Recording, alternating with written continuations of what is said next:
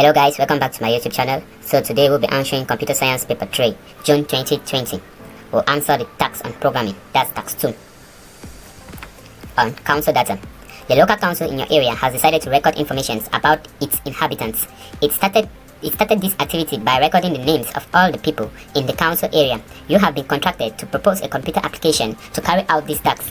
So they're giving us table 1 with 15 names there. Instructions. In your answer booklet, clearly write down which of the C or Pascal programming language you will use throughout the following programming exercise. So throughout this exercise, we're going to use the C programming language, not Pascal. Yeah. The algorithm is given in figures and in a pseudocode based on C and Pascal, where the backward arrow is for assignment and // starts as comment. So yeah, they're giving us two algorithms, the sorting algorithm and the binary search. Okay, so Roman 1. In your answer booklet, give a declaration in your chosen programming language of an array data structure, which is immediately initialized to values as given in the table. The size of the array is the same as the number of inhabitants in the council. Okay, so they're asking us here to give the declaration of the data type here. So here's a table. Here's a table. Let me explain it well here. So we can see that it is a two-dimensional arrays, where we have 15 rows. So one row is for the name. So we have 15 rows, means I have 15 names. And those names have how many characters? The maximum character that a name can take is 5, like this name, like Chunk. The maximum that you can take is 5, that's why I put 5 here. So now I've added 6 here because in C, your last element is always represented with \0. Even though you don't put it, you automatically create it to show that that's the end of your array. So that's why I put here 6. So to represent this matrix, so same, if we can call the matrix A of size what? 15 rows and how many columns? 6 columns. So I'll use Word as my candidate folder. So tax 2, question 1.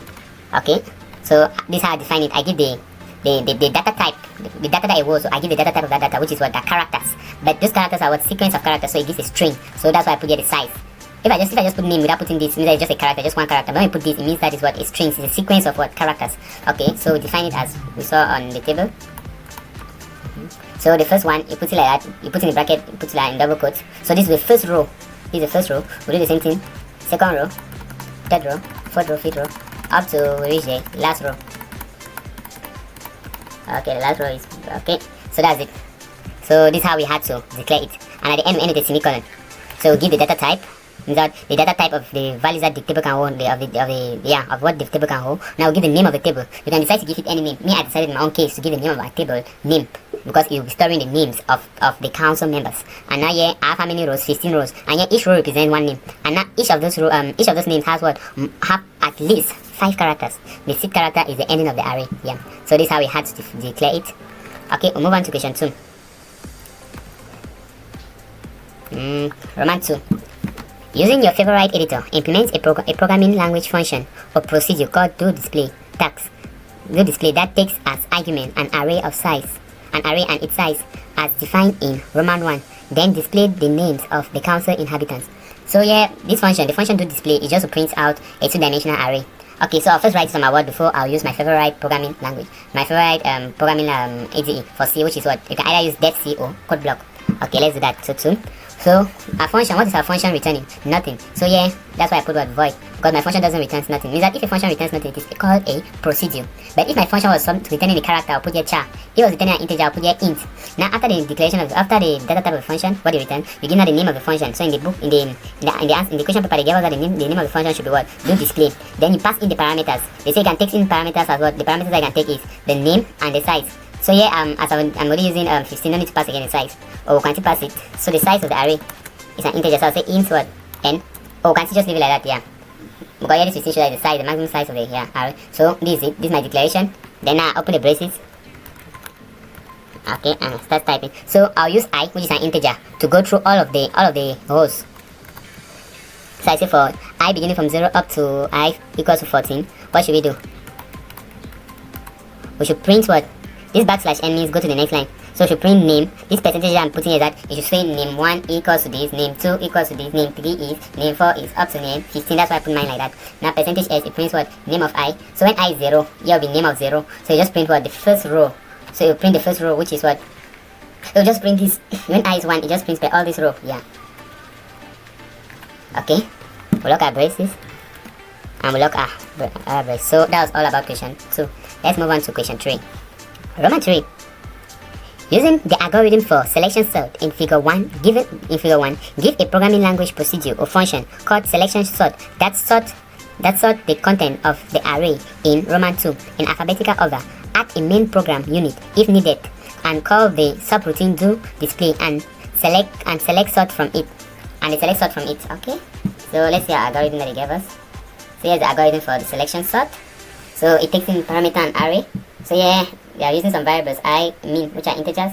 So I beginning from 1 up to size of I. So for algorithm to always start at 1, but when we're programming, we just start here at what? 0. So if we start here at 0, here the size of the array will just be, less than the size of the array minus 1, number equals to, yes. Now they define another integer min and it takes value I. Then they check the element to be minimum. So they take the first position. What is in the first position? They take the element in the first position and they compare it with all the elements in the list. So if it's the smallest, they compare it. If it is bigger than something, they swap. Else they leave like that until they continue that until the whole array is what being swapped. Yes. If it is greater than something, this is where they swap. But if it's less than, the min goes to the next position and so on. Yeah. So let's go and write it. So we're going to start with first the name of our function. So that already gave us the name that we should use selection sort. So and our function here returns nothing. So I'll put void.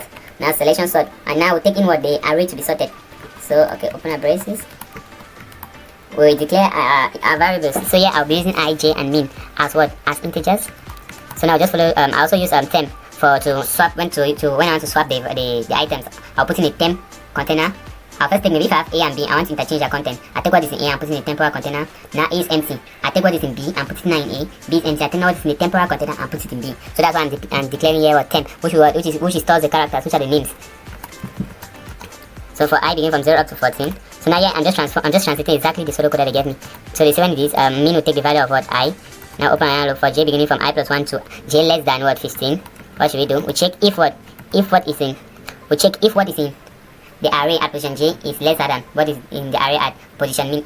So how do we do that? So that strings, we cannot just say if this is less than this. No. So there's a function to compare it to, which is called what? String compare. But before you use this, you need to declare your library. Right up, you need to include the library what? String.h. So yeah, string compare means that we're comparing what? This and this. When we put lesser than 0, it means that this here is lesser than what? This. If we put equals to 0, means that this is equals to what? This. If we put greater than 0, means that this is greater than 0. So that's how we use what? The string function. The string compare. So if that's the case, what should we do? Min will take the value of what? I. Because here is what is here is lesser than what is at min. So no need to So it takes the value of I. Min goes to position I. Position j, pardon. Okay, lock up braces. So here we're going through the whole array, finding for the smallest. So as it was smaller than this, so now min now will take the position of what j. We'll continue until we find for what the smallest. But if that's not the case, if it take greater than, what do? Oh, we swap them. So I'll take what is in the array of I, and I put it in what? I put it in temp. And I take what is in the array of min and put in the array of I. Then I take back what is my temp and put in my array of min. So that's how I swap. I lock my brace. I lock my rod. So that's it. So the question 3 was saying in alphabetical order, add a main program unit if needed, and call the subroutine do display and selection sort. Okay. So this will add a main. Okay, we'll just go and do this. We'll do this now in our programming IDE. So I'll just copy. Okay, so let's program it. We include our libraries, hashtag include. We include what stdio.h. So this library will permit us to use the function printf and scanf that already been built inside this function. Then for strings, we need to also include the function hashtag include string. .h. So those string compare, string copy, all of them are being defined here. Okay, now we'll paste our functions. I'll do display. Our selection sort. Okay, so those are our functions. What next now? So we should include the main. So int main, and main will return an integer. And it takes in nothing as parameters. So int main, we declare variables. Int, which variables are we going to use? Int, what are we going to use? The array. We declare the empty array. So say char.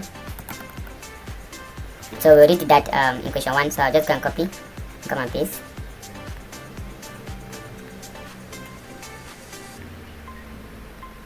Just copy it and paste.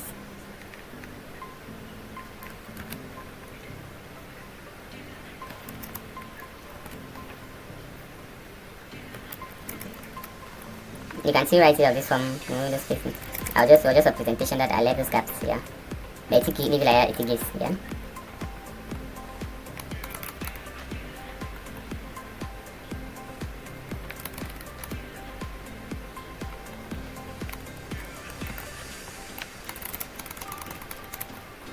So I'm doing like that to go reduce space. I don't want to use so many lines for a small code.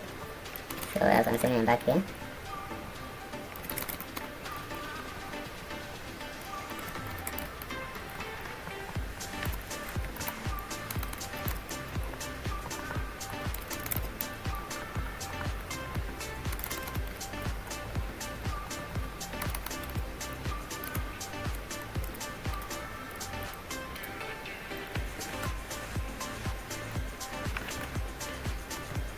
Okay, I'll leave later. So declare an array. After declaring an array, then we'll call now our functions. We want it first to do what the selection. So I should select the selection sort. So we'll call it selection sort. And what are we passing as parameter? The array. So when you're passing the array, we don't pass the size again. Just put a semicolon. Then we'll call now our do display to display our result. So you need to take care of the spelling. If your spelling is wrong, it will not work. So do display takes in what as parameter, the name, and the names, the array of names, and display it. Oh yes, it's the names, array of names. Okay, so that's it. So here we put int, means we need to return what? An integer. So we return 0, 0 is an integer. We return 0. Then let's run the code and see if it works. Okay, so we should save first. Let's go to equation. The equation was saying something as save. That's what we do under the next Roman 4. Using the data in the table 1, make sure your program in Roman 3 works. Screen capture and save a copy of your output as print out 2a, then print it. Save your program code as tax2a and print a copy of it. So this should save it as tax2a. Here I'll put tax2a. So it is what it is, a C source file. So it will save it in our candidate folder, which is found on the desktop. If your candidate folder is not found on the desktop, you look for the location where it is found. So yeah, I don't have one, I just create one. Oh no, I have one, my name, Aga. So here's it. So I just save. I open it and then I save inside. Okay, I'm done. This here I have an error here. Yes, the spelling of what? String. I forgot T. String.h. Okay, let's run. Oh, that was the only error. So now we can verify. If we verify, we are going to see that our list is sorted. It starts with B, B, C, G. Everything is sorted. If you want to discover, it's not in the same order that they gave us. So it has to sort the list. Means that our function sorting is working and our function to display is also working. So that's good. So they say when we run it. When we run the program, this is what you do is screen. This is what you do is screen capture. To do a screen capture is control print screen. You go down the Word document, you paste, and then you save it as a stored you. That's on print. So you save it as what? Print out 2a. So that's what you do, 2 max. And this other one just to save as tax 2a. That's also 2 max. Okay, we'll move to Roman 4.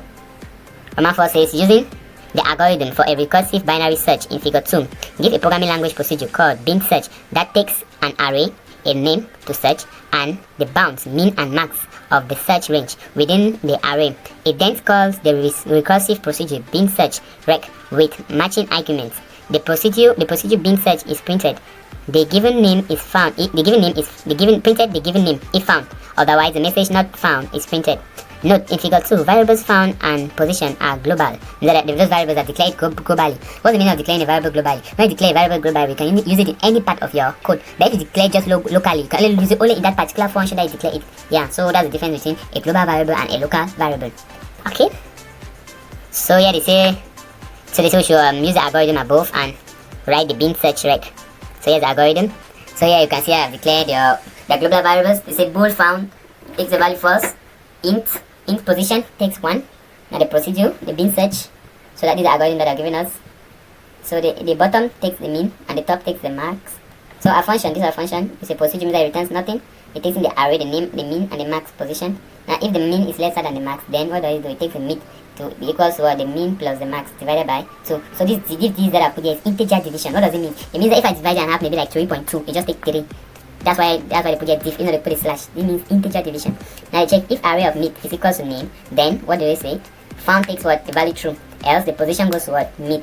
Else if the array of mid is lesser than the name, means that in the right half of the range. So we'll call again the function. That's what we'll say it is what a recursive function is. A recursive function is a function that calls itself during execution. Other examples of recursive functions are the Fibonacci, factorial, and so on. So it calls back, it repeats the same statement until what is found. If the name is not found, what will do? It comes out from the loop. So now in our main we need to also put that. So if it's not found, if the name is not found, so true found will still be what? Will still have the value of what? False. And if found is false, means the name is not found. If found is true, like here, means what? The name is found. So that's just all. So let's translate this code into C using, we'll first do it on Word and copy and paste. Okay. So we'll give the name of a function and the parameters it takes. So this is a function. It takes in an array of size this. Now it takes in the name to be searched. The maximum digit of the name that you can enter is what? 6 characters. Now int min and now int max, as they gave us in the equation. So open our braces. We define our integers. That's the mid. And here is the total at the bottom. It's also an integer. It takes what? The mid, the mean, and the top is also an integer and takes what? The max. So go to the next line. If min is lesser than max, what should we do? So yeah, just doing exactly what they gave us in the algorithm. Just exactly. But now here you are working with strings. So here they're checking if this was equals to. How do we do that? We say string compare this and this. If it's equals to 0, means that the two of them are what? Equals to. So now here I wanted to use found like a boolean. I wanted to just use like number. That if the name is found, I give it 0. But if it's not found, it remains 1. So that's why I put this like that. And our position goes to mid. Else just exact thing in the algorithm. We're writing it back here. Or copying it back in programming form. Like even though you don't know how to do binary search, as I give you the algorithm, even how to translate an algorithm to a C program, you have no problem. Because here you just have to do some small modifications. So that's it. So we'll copy it. Control copy. Come back here and we'll paste. So paste is the function. Paste it here. So this one is there. So we declare the variables that the tool to declare globally, which was, so to declare a function, variable globally is right at the top. So they say so for me my found I'll not use a boolean. In C we don't have the data type called boolean, so that's why I use what? Int found to be equals to 1. So yeah, if found equals to 1 means that it's false, the first statement. And the other one was int position. How did they spell the position? Take note, the way you spell matters. If you spell in small letter and you're calling it in big letter, it's an error. So now position small letter, position takes the value 1. Okay. So here's our function that I've rewritten. I guess all the brackets are locked correctly. Good. So now let's go to the next. So that was just all. The next question. I'm sure the next question we should call it in the mean. Now they say that's Roman 7. Modify your main program in Roman 3 so that it calls the selection sort procedure, then promotes for a name that is used to call the procedure binary search with them. Now save your program as tax to be. Yes, print your output. Okay, let's do that. I feel exciting while programming. Okay. So yeah, we need to ask the user to enter what? The name. So we also declare the data type of the name. So it's a character. So yeah, I'll put my own a capital N. So the name and the character, maximum characters of the names are what? 6. So I now ask the user to enter the name. That's printf enter the name. So b search \n means it goes to the next line. Then we'll create a space in the memory for what? The name to be searched is a character, so it's a string. So we have percentage s, that's the description for a string. So I'm creating a space in the memory, and we're going to store that name in name. Okay. So now I've already collected the name from the user. What do? We'll call now what? We'll call now for our function. So writing exactly spelling the same name. That's binary search search rec. And it takes in what? The array. As you can see, if you type yours and when you put the bracket, this doesn't appear. Just know that your spelling of your function is wrong. And when you're calling the function, you don't need to give again the data type. Like maybe if you wrote a function to calculate cos theta, when you're calling cos theta, we need to say float cos theta. No, you just call cos 5, cos 90, and it gives you the answer. So when you're calling the function, you must specify what the data type. No, you put this, or even put in the size. So here they say I need to give my array, it just names. I don't put no size. The name to be searched, which was this with capital N, the mean and the max. So yeah, I'm here declare mean and I'm here declare max. Let's write it and come and declare it outside. At the end you put a semicolon. So yeah, we'll say the minimum will take what? 0. The minimum position take 0 of our array, and the mean is what? An integer, so put int in front as the data type. And the max position of our array will take what? Will take how many? We have 14. If we start from 0 to 14 is 16, and it's also an integer. We'll end with a semicolon. Okay, good. So we'll call this function. We'll perform what? We'll perform the binary search. But what we discover is that inside our binary search, we'll have nothing like printing a statement found or not. So if the name is found, we'll return what? 0. So found will become 0. But if it's not found, will remain 1. So I'll come down here and add an if statement. I'll say if found equals to. So if you want to equate two things, if you want to compare two things using equals to, is double equals to, not one. One equals to means that assigning. Assigning means that I'm taking, like here, I'm taking 0 and storing it in mean. But if you want to compare, use double equals to. If found equals to 0, what should we do? We'll print what? Print name found. Backslash n. After that, we'll go to the next line. Semicolon. Else means that if the name is not found, what should you do? Else it prints. They even give us a message for you to print. That was name not found. Backslash n. Okay, so that's it. So now we should run our code. Let's run it. So yeah, that's sorted. Now it asks us enter the name to be searched. Let's enter Rani and see what it gives. Rani. Enter. So it says name found. Wow, that's great. Let's run it again and enter a name that's not found on our list. Let me enter my name. Aga. What do they say? Name not found. Wow, that's perfect. So now you see when you run, you do a screen capture too, and you save it as print out to B, and you also save your code. I know all of you guys can save. So save, you come to file, you take what? Save as, and then you save in your candidate folder. So save it as tax 2B. And then print. To print, if your machine is connected to a printer, you just press Ctrl P. But if your machine is not connected to a printer, the examiner will come with a USB key and collect your project and go and print it out. So let's go to the next. Run your program from Roman 8, but enter the name that is not found in the array of names. Screen capture and save your output as print out to C. Then print it. Use the output from this and this to justify whether or not your program is implemented correctly. So from what we saw, our program was implemented correctly because we tried all the cases and it gave. So thank you for watching this video. If you learned something new, please just like, subscribe, and you can also forward it to your friends. Why do you subscribe? So that if I upload a new video, you can be what? You can be alerted. Your phone will alert you that no, a new video has been uploaded. So I'm doing this for you guys to have A grade, because I saw that the field of computer science is not an easy one. The number of A grades is so rare. In 2018, let's start even from 2017. 2017, no one has an A in the whole Cameroon computer science. 2019, no one has an A grade computer science. 2019, no one. That's only one B. A guy from Cameroon. 2020, 5 people. It was in 2019 that 5 people had an A grade in computer science. It was in 2018 that nobody had an A. The number of people that had B was just 1 from Cameroon. In 2020, 15 people had A grade in computer science. 2021 increased now to 31. So I'm doing this for the grades also for many.